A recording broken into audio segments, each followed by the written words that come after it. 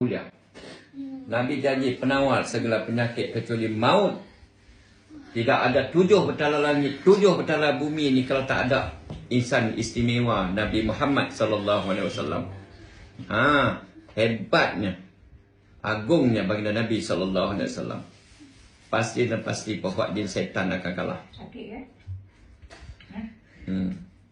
Kemarin muntah darah mari.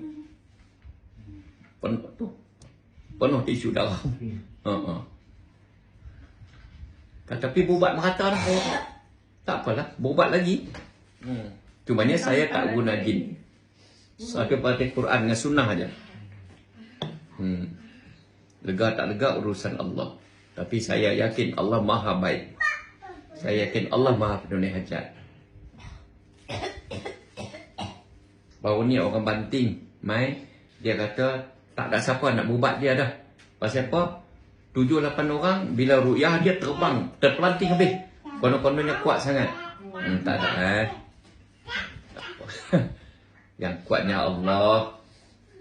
Saya berdoa Allah semua makhluk. Tak mahu pula puak jin setan. Dia pun tak ada kuat apa pun. Boleh kan? Jangan susah hati, insya-Allah.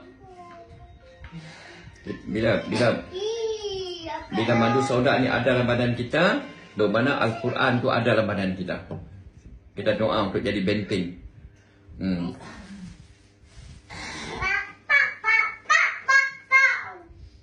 InsyaAllah.